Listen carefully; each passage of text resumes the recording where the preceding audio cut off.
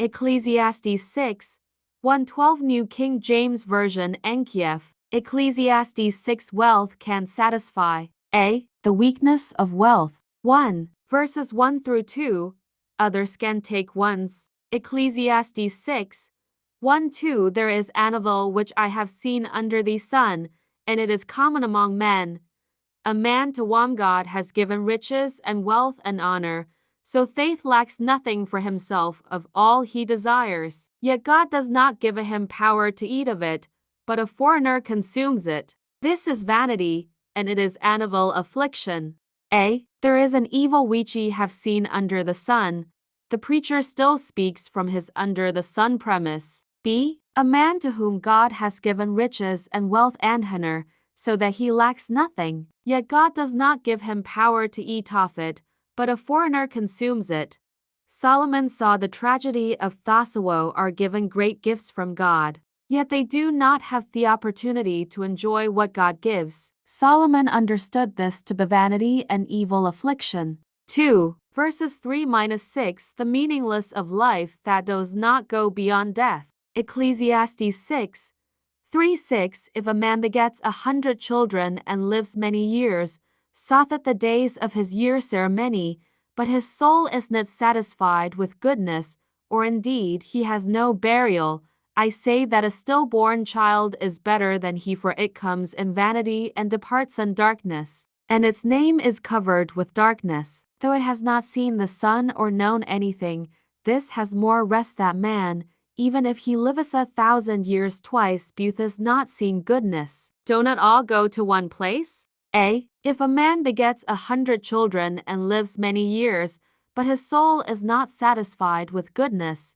The preacher knew that a man could have all the outward signs of good life but still not be satisfied with goodness. One could have the things men dream of, which in Old Testament terms mean children by the score, and years of life by the 1,000, and still depart unnoticed, unlamented, and unfulfilled. Kidner.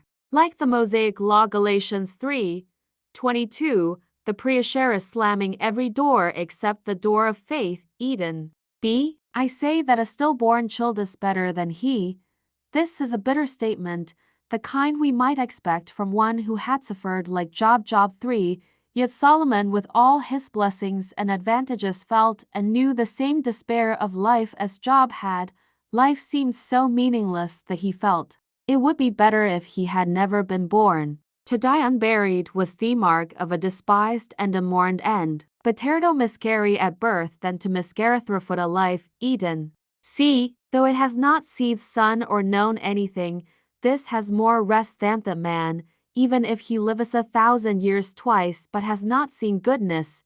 In Solomon's mind, the stillborn child, tragic as it is better off than man who knows the crushing disappointment of the realization of meaninglessness, even if he lives 1,000 years. D. Do not all go to one place. Solomon writes with his under the sun perspective and shares much of the Old Testament uncertainty about the afterlife. B. What good is it all? 1. Verses 7-9 Suffering under dissatisfaction. Ecclesiastes 6, 7-9 All the labor of man is for his myth, and yet the soul is not satisfied. For what more has the wise man than the fool? What does the poor man have, who knows how to walk before the living? Better is the sight of the eyes than the wandering of desire. This also is vanity and grasping for the wind. A. All the labor of man is for his mouth, and yet the soul is not satisfied. Man works for the very bread he eats, yet it does not satisfy his soul. Solomon sensed what Moses had already said and Jesus later repeated. Man does not live by bread alone, Deuteronomy 8-3, Matthew 4-4. B. What more has the wise man full?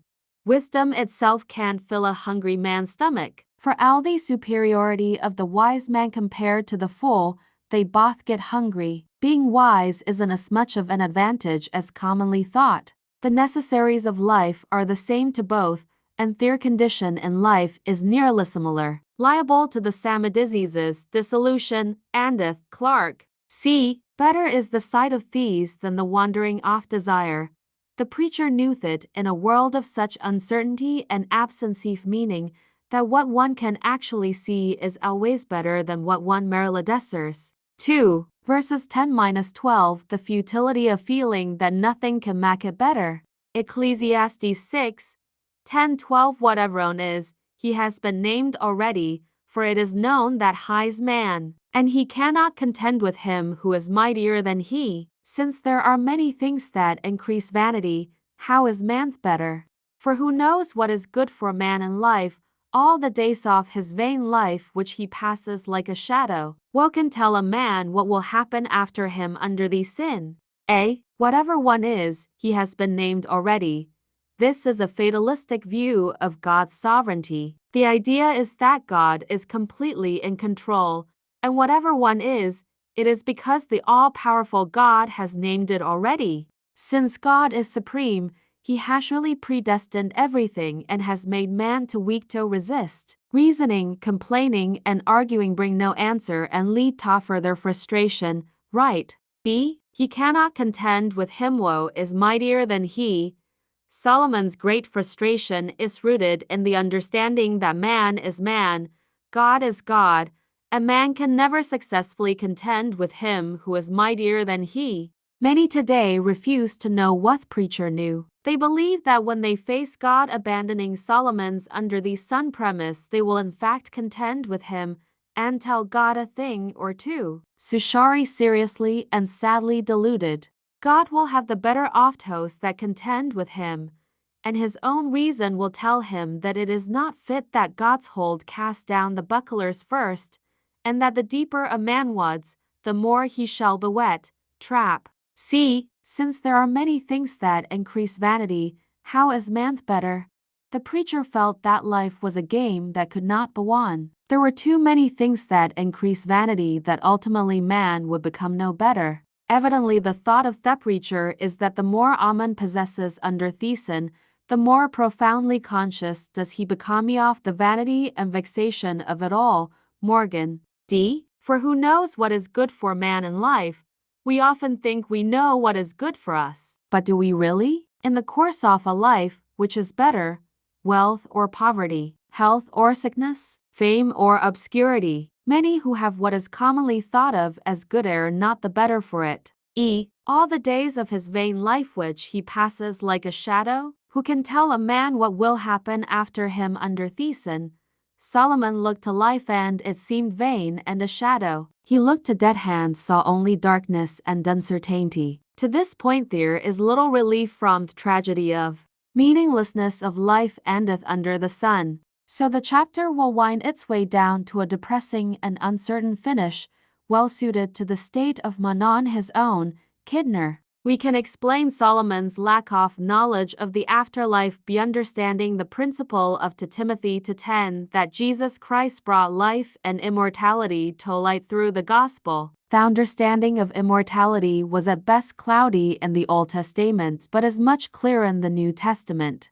For example, we can say that Jesus knew fully what he was thinking about when he described hell and judgment, such as in Matthew 25:41-46. We therefore rely on the New Testament for our understanding of the afterlife much more than the Old. We also understand that this does not in any way take away from the truth of the Bible and the book of Ecclesiastes. What is true is that Solomon actually wrote this and actually believed it with his under the sun premise. The truth of the statement itself must be evaluated according to the rest of the Bible.